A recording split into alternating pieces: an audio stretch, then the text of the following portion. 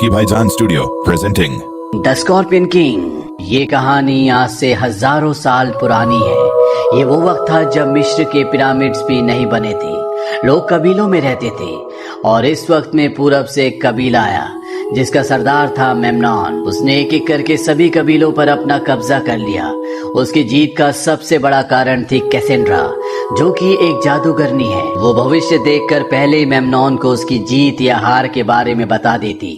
Memnon उसी के हिसाब से अपनी सारी रणनीतियां बनाता। और अब कुछ ही आजाद कबीले बचे हैं जिनके सैनिक मेमनॉन से नहीं लड़ना चाहते, और इसकी सबसे बड़ी वजह होती है कैसेंड्रा, क्योंकि वो जानते हैं कि वो अपने जादू से पहले मेमनॉन को सब कुछ बता देगी। पर राजा फेरौन मेमनॉन से लड़ना चाहते हैं, इसीलिए वे खूंखार कबीले के 3 कातिलों को यहाँ पर बुलाते हैं। दरअसल अब इनका पूरा कबीला खत्म हो गया और ये अपने कबीले में आखिरी 3 बचे हैं। ये पैदाइशी कातिल हैं। इन तीनों में जो सबसे बहादुर होता है उसका नाम मैथियस होता है। राजा फेरौन कहते हैं कि तुम्हें कैसेंड्रा, जो कि जादूगरनी है, उसे मारना होगा। इस काम के बदले राजा फेरौन इन्हें 20 बेशकीमती मणियां देते हैं, जो कि उनके खजाने में आखिरी बची होती है। मैथियस बोलता है कि तुम्हारा काम हो जाएगा। पर फेरौन का बेटा अपने पिता के इस फैसले से बिल्कुल भी खुश नहीं होता। मैथियस अगली सुबह अपने भाई के साथ और अपने साथी के साथ उस छावनी तक पहुंच जाते हैं जहां पर किंग मेमनॉन रुका हुआ है। ये तीनों की तीनों जादूगरनी को ढूंढना शुरू करते हैं, पर इससे पहले कि ये जादूगरनी तक पहुंचते सिपाही ने देख लेते, इनके ऊपर तीर चलाते हैं। मैथियस का साथी मारा जाता है और उसके भाई को पकड़ लिया जाता है। पर मैथियस जादूगरनी कैसेंड्रा के टेंट तक पहुंच जाता है। वो उसे तीर मारने वाला होता है। कैसेंड्रा कहती कि तुम्हारे साथ धोखा हुआ है, और इससे पहले कि वो उसे मारता, यहाँ पर मेमनॉन के सिपाही आते हैं और वो मैथियस को पकड़कर किंग मेमनॉन के पास ले जाते हैं। यहाँ पर किंग फेरौन का बेटा भी आता है, जिसने अपने पिता को मारकर मेमनॉन के साथ हाथ मिला लिया होता है। किंग फेरौन वही है जिन्होंने मैथियस को और उसके दोनों साथियों को यहाँ पर जादूगरनी को मारने के लिए भेजा था। मेमनॉन मैथियस के भाई को उसकी आंखों के सामने मार देता है। इसके बाद वो मैथियस को भी मारने वाला होता है। तभी जादूगरनी आती है और वो कहती कि अगर तुमने या तुम्हारे किसी भी आदमी ने इसको मारा तो हम सब पर कयामत टूटेगी। जो कुछ भी हमने जीता है हम वो सब कुछ खो देंगे। देवता इसके ऊपर मेहरबान है। मेमनॉन को कैसेंड्रा जादूगरनी की बात माननी पड़ती है, इसीलिए मैथियस को और एक चोर को जिसे मैथियस नहीं जानता, इन दोनों को जमीन में गाड़ दिया जाता है। आसपास बहुत खतरनाक चींटियां होती है जो इन्हीं की तरफ बढ़ रही होती है। ये चींटियां इंसान को खाकर उन्हें कंकाल बना देती है। पर मैथियस के साथ जिस चोर को गाड़ा होता है वो अपने आप को छुड़ा लेता है। साथ ही साथ वो मैथियस की जान भी बचाता है। और अब मैथियस मेमनॉन को मारकर अपने भाई और अपने साथी की मौत का बदला लेना चाहता है, इसीलिए वो उसके राज्य की तरफ निकल पड़ता है। वही मेमनॉन को दिखाया जाता है जो दूसरे राज्यों पर हमला करना चाहता है, पर जादूगरनी कैसेंड्रा उसे ऐसा करने से मना करती है। वो कहती है खून खराबा कभी भी शांति नहीं लाता। मेमनॉन कहता है कि मैं इस पूरी दुनिया का राजा बनना चाहता हूँ, इसके बाद मैं तुमसे शादी करूंगा। कैसेंड्रा कहती है कि अगर मैं तुम्हारे फिजिकली क्लोज आई तो मेरी भविष्य देखने की शक्ति हमेशा के लिए चली जाएगी। मेमनॉन कहता है कि एक बार मैं पूरी दुनिया को जीत लूं, उसके बाद हमें तुम्हारी शक्ति की कोई जरूरत नहीं होगी। अब मैथियस और उसके साथ जो चोर होता है वो दोनों के दोनों राज्य में दाखिल हो जाते हैं जहाँ पर मेमनॉन रहता है। यहाँ पर एक बच्चा मैथियस के पास जो मणियों का बैग होता है वो चुरा लेता है, पर मैथियस उसे पकड़ लेता है। ये बच्चा यहाँ पर चप्पे चप्पे को जानता है, इसीलिए मैथियस उससे मेमनॉन के महल के अंदर जाने का रास्ता पूछता है। वो बच्चा उसे महल के अंदर ले जाता है जहाँ पर इन्हें एक खोजकर्ता मिलता है। एक खोजकर्ता बारूद बना रहा होता है, लेकिन ये मेमनॉन को पसंद नहीं करता कि मेमनॉन इसके साथ अच्छा सलूक नहीं करता। वो चाहता है कि ये बारूद बनाए जिसे मेमनॉन जंग में इस्तेमाल करे। मैथियस इस खोजकर्ता से पूछता है कि इस वक्त मेमनॉन कहाँ पर होगा। ये खोजकर्ता बता देता है कि इस वक्त मेमनॉन तलवारबाजी का अभ्यास कर रहा होगा।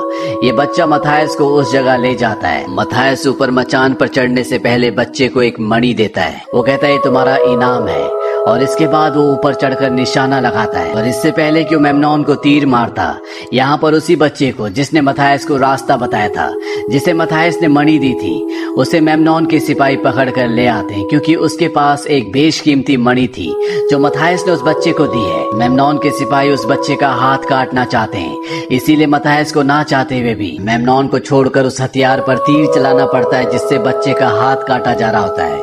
मेमनॉन के सिपाही मैथियस को देख लेते हैं, वो उस पर पर तीर चलाते हैं। मथायस भागते भागते जादूगरनी कैसेंड्रा के कक्ष में पहुंच जाता है, जो वहां पर स्नान कर रही होती है। और मथायस जबरदस्ती जादूगरनी कैसेंड्रा को अपने साथ पकड़कर महल की दीवारों से बाहर ले जाता है, क्योंकि वो जानता है मेमनॉन उसे ढूंढने महल की ऊंची दीवारों से बाहर जरूर निकलेगा। जब वो बाहर निकलेगा तो वो उसे मार देगा और उसके बाद वो जादूगरनी कैसेंड्रा को भी मार देगा। अब ये वैली ऑफ डेड की तरफ निकल पड़ते हैं, यानी कि मुर्दों की घाटी की तरफ। रात को जब एक जगह सो रहे होते हैं तो जादूगरनी कैसेंड्रा भागने की कोशिश करती है, पर मथायस उसे देख लेता है, उसे पकड़ लेता है। वो कहता है तुम मेमनॉन के पास वापस जाना चाहती हो। जादूगरनी कैसेंड्रा बताती है कि मेमनॉन ने उसे बचपन से बंदी बनाकर रखा था। मथायस पूछता है कि तुमने मेरी जान क्यों बचाई थी। जादूगरनी कैसेंड्रा कहती है क्योंकि मैंने देख लिया था तुम मुझे महल से बाहर ले जाओगे। मथायस अब उसे आजाद कर देता है और कहता है कि अगर तुम जाना चाहो तो जा सकती हो, पर बाहर की दुनिया मुझसे ज्यादा खतरनाक है। जादूगरनी कैसेंड्रा अब यहीं पर रुक जाती है। अगली सुबह ये अपने सफर पर आगे बढ़ते हैं और तभी मथायस देखता है कि मेमनॉन खुद नहीं आया, बल्कि उसने अपने आदमियों को भेजा है जो इनसे बहुत दूर नहीं होते। मथायस अकेला ही उनकी तरफ बढ़ चलता है। मथायस को दरअसल पता होता है कि रेगिस्तान का तूफान आने वाला है, इसीलिए वो अपनी आंखों को रेत से बचाने के लिए कुछ पहन लेता है। और जब वो उन सिपाहियों के पास पहुंचता है तो एक बहुत बड़ा तूफान आता है, जिसमें मेमनॉन के सिपाहियों को कुछ भी नहीं दिखता और इसका फायदा उठाकर मथायस यहाँ पर सबको मार देता है। पर यहाँ पर मेमनॉन का जो सबसे खास सिपाही होता है, उसे मेमनॉन ने एक खास तीर दिया था जिस पर बिच्छू का जहर लगा है। वो मरने से पहले उस बिच्छू वाले तीर को मथायस के पैर पर मार देता है, जिससे उसके पूरे शरीर में जहर फैल जाता है। लेकिन कैसेंड्रा अपने जादू से उसके शरीर के जहर को बाहर निकाल देती है और इस तरह से मथायस की जान बच जाती है। अगली सुबह मथायस यहाँ पर एक पंछी के जरिए मेमनॉन तक संदेश पहुंचाता है कि उसके सभी सैनिक मारे गए, पर मेमनॉन अपने आदमियों को झूठ बोल देता है कि मथायस मारा गया। यहाँ पर उसके उच्च पद के अधिकारी बार बार जादूगरनी कैसेंड्रा के बारे में पूछ रहे होते हैं। मेमनॉन उन्हें ये भी झूठ बोल देता है कि कैसेंड्रा की तबीयत ठीक नहीं है, वो महल में ही है, क्योंकि वो जानता है कि अगर सबको पता चल गया कि कैसेंड्रा महल में नहीं है तो उनके हौसले जो हमेशा बुलंद रहते हैं वो पूरी तरह से पस्त हो जाएंगे। वहीं दूसरी तरफ मथायस, जादूगरनी कैसेंड्रा और इनके साथ जो चोर होता है, ये पानी की तलाश में रेगिस्तान में भटक रहे होते हैं। तभी एक धमाका होता है और जब ये उस जगह जाते हैं तो देखते हैं कि वहां पर मेमनॉन का वही खोजकर्ता जो बारूद बना रहा था, अब उसने बारूद बना लिया है। दरअसल ये भी मेमनॉन के महल से भागकर यहाँ पर आ गया है। ये कैसेंड्रा को देखकर बहुत खुश होता है और अब ये चारों के चारों पानी की तलाश में आगे बढ़ते हैं। इन्हें एक जगह पानी मिल जाता है और तभी वहां पर बहुत सारे सिपाही आ जाते हैं। वो इन सबको बंदी बनाकर एक जगह ले जाते हैं जहां पर एक बहुत बड़ा कबीला मेमनॉन की सेना से छुप कर रह रहा होता है और इनका जो राजा होता है वो मथायस को पहले से जानता है, पर ये दोनों एक दूसरे को पसंद नहीं करते। राजा अपने आदमियों से कहता है कि जादूगरनी को मेरे पास लाओ। मथायस कहता है अगर किसी ने इसको हाथ लगाया तो उसे मुझसे लड़ना होगा। और अब राजा के बीच में और मथायस के बीच में लड़ाई शुरू हो जाती है। हालांकि राजा बहुत ही ताकतवर होता है, पर मथायस उसे हरा देता है और कहता है कि हम दोनों का दुश्मन एक ही है, मेमनॉन, हमें मिलकर उससे लड़ना चाहिए। राजा पूछता है कि उसकी बड़ी फौज का सामना कौन करेगा। मथायस कहता है कि मैं। अब राजा इन्हें अपने कबीले में रहने की इजाजत दे देता है और रात को जब जादूगरनी कैसेंड्रा के पास एक बच्चा आता है तभी उसे विजन आता है कि यहाँ पर मेमनॉन के लोगों ने हमला कर दिया, पूरे कबीले को तबाह कर दिया, कई मासूमों को मार दिया। इसीलिए मथायस के पास जाती है और जो भी विजन्स उसने देखे होते हैं वो उसे बताती है। मथायस कहता है कि मेमनॉन की मौत मेरे हाथ से होगी और तभी उसे एक बार फिर से विजन्स आते हैं जिसमें वो देखती है कि मथायस को तीर लग चुका है, वो अपनी जिंदगी की आखिरी सांसें ले रहा है। जादूगरनी वापस अपनी चेतना में आने के बाद मथायस को बताती है कि तुम मारे जाओगे, यही तुम्हारी डेस्टिनी है। मथायस कहता है कि मैं अपनी डेस्टिनी खुद लिखूंगा। इसके बाद ये दोनों की दोनों फिजिकली इंटीमेट हो जाते हैं और जैसा कि जादूगरनी कैसेंड्रा ने बताया था कि अगर वो किसी की भी फिजिकली क्लोज आई तो उसकी सारी शक्तियां चली जाएंगी। अब उसकी शक्तियां जा चुकी है। साथ ही वो रात के अंधेरे में चुपचाप मेमनॉन के महल की तरफ निकल पड़ती है, क्योंकि वो नहीं चाहती कि उसकी वजह से इस कबीले के मासूम लोगों की जान जाए। अगली सुबह जब मथायस को बात पता चलती है तो वो अकेला ही मेमनॉन के महल की तरफ जाना चाहता है, क्योंकि वो नहीं चाहता कि जादूगरनी कैसेंड्रा एक बार फिर से मेमनॉन की बंदी बन जाए। पर यहाँ कबीले का जो राजा होता है वो मथायस को रोकता है। वो कहता है कि हम भी तुम्हारा साथ देंगे। वहीं दूसरी तरफ मेमनॉन का महल दिखाया जाता है, जहाँ पर उसके सभी सिपाही जादूगरनी कैसेंड्रा के बारे में बार बार पूछ रहे होते हैं, क्योंकि अगले दिन ये हमले की तैयारी कर रहे होते हैं। पर मेमनॉन के पास इस बात का कोई भी जवाब नहीं होता। तभी वहाँ पर जादूगरनी कैसेंड्रा आ जाती है और वो सबको बताती है कि कल की जंग में हमारी जीत होगी, दुश्मन खुद ब खुद यहाँ चले आएंगे। पर मेमनॉन को जादूगरनी कैसेंड्रा पर शक है। उसे शक है कि वो अपनी शक्तियाँ खो चुकी है, इसीलिए उसके सामने 6 घड़ी रखता है। इन 6 में से 4 के अंदर सांप है और 2 के अंदर नहीं। कैसेंड्रा को उस घड़े के अंदर हाथ डालना है जिसमें सांप ना हो। वहीं दूसरी तरफ दिखाया जाता है कि रात के अंधेरे में मथायस और उसके सभी साथी राज्य के अंदर प्रवेश कर जाते हैं। खोजकर्ता ने जो बारूद बनाया होता है वो चोर के साथ मिलकर महल के सामने बिछाना शुरू कर देता है। वहीं महल के अंदर दिखाया जाता है जहां पर मेमनॉन जादूगरनी कैसेंड्रा का इम्तिहान ले रहा है। वो उस घड़े के अंदर हाथ डालती है जिसके अंदर सांप होता है। वो घड़े से सांप निकालती है और कहती है कि तुम एक खोखले राजा हो। पर इससे पहले कि मेमनॉन जादूगरनी कैसेंड्रा को मारता, यहाँ पर मथायस आ जाता है और अब मथायस और मेमनॉन आमने सामने हैं। दोनों के बीच में एक भयानक लड़ाई शुरू हो जाती है।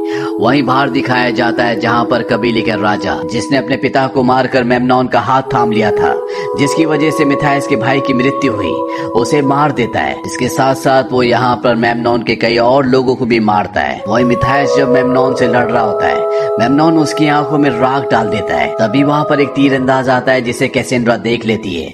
वो मथायस के आगे आकर तीर अपने सीने पर खाना चाहती है, पर जब मथायस इसे देखता है तो वो पलट जाता है और तीर मथायस की पीठ पर लगता है। ये वही पल होता है जो कैसेंड्रा ने अपने विजन्स में देखा था।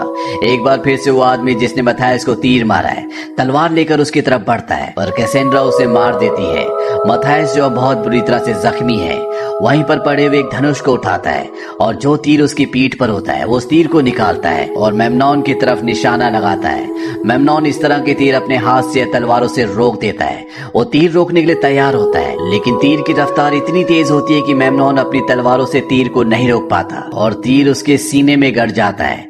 ठीक इसी पल में खोजकर्ता के साथ जो चोर होता है वो बारूद में आग लगा देता है, जिससे एक बहुत बड़ा धमाका होता है। मेमनॉन जो महल की ऊंची दीवार से नीचे गिर रहा होता है वो उस आग में जलकर राख हो जाता है और इस तरह से मेमनॉन का अंत हो जाता है। मेमनॉन के अंत के बाद मैथियस को यहाँ का राजा मान लिया जाता है।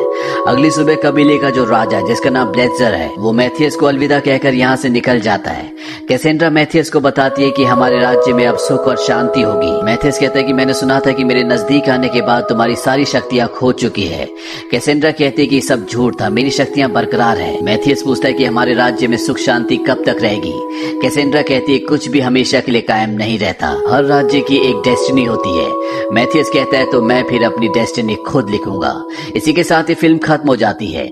ये फिल्म सन 2002 में रिलीज हुई थी। IMDb पर इसकी रेटिंग है 5.5। इस फिल्म का बजट था $60 मिलियन और बॉक्स ऑफिस पर इसने कमाई की थी $181 मिलियन की। उम्मीद करते हैं कि ये कहानी आपको पसंद आई होगी। हे बडीज, अगर आपको हमारा एक्सप्लेनेशन, स्टोरी टेलिंग और रिव्यू पसंद आया हो तो वीडियो को एक जबराट लाइक जरूर कर देना। चैनल पे नए हो तो तुर्की बहजान स्टूडियो को सब्सक्राइब करके बेल आइकन दबा लो, ताकि ऐसी ही माइंड ब्लोइंग, मस्तक के परखच्चे उड़ा देने वाली हॉलीवुड, साई-फाई, थ्रिलर और मिस्ट्री मूवीज की फुल एक्सप्लेन वीडियोस आप तक सबसे पहले पहुंच सकें। और कमेंट्स में जरूर बताना इस मूवी का सबसे शॉकिंग भेजे का भजिया बना देने वाला मोमेंट आपको कौन सा लगा। वीडियो को अपने दोस्तों और मूवी लवर झंडू झुंड के साथ शेयर करना मत भूलना। मैं मिलता हूं आपसे नेक्स्ट वीडियो में एक और डेंजरस, मिस्टीरियस और भेजे का भाजी पाला कर देने वाली अनबिलीवेबल मूवी एक्सप्लेनेशन के साथ। Till then, stay connected, stay cinematic and keep watching तुर्की बहजान स्टूडियो। अल्लाह हाफिज।